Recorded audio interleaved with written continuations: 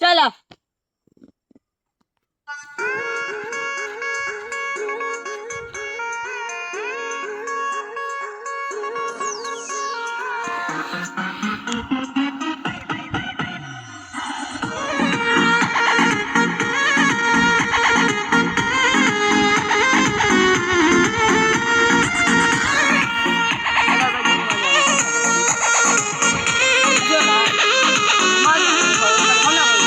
छीटा जवानी के उड़े दहो, मनवा से मनवा के जुड़े दहो।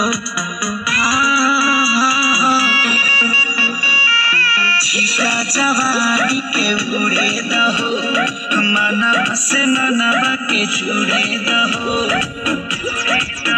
आज सुते दरिया तान की तान की तान की टूट जाए राजा जी,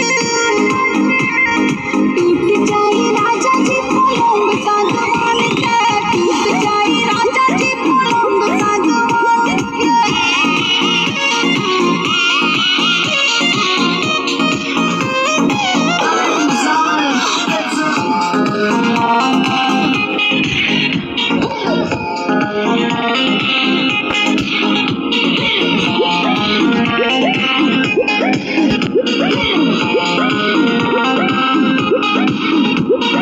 छुए द बदन की देखो न कटन की, चादर बिछा दे हनी। पलंग जी मन पिघला दी हनी, पलंग पे झूलवा झूला दी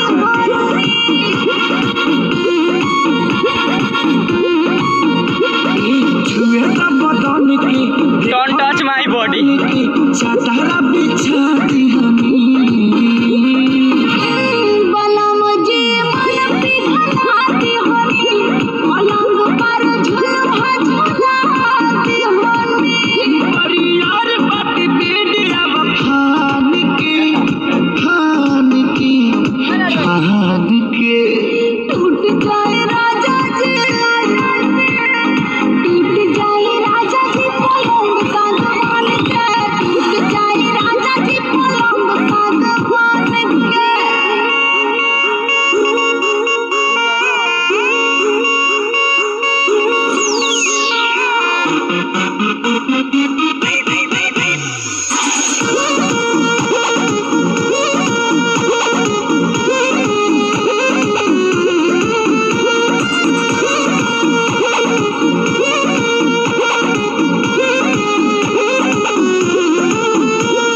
बने तब सारा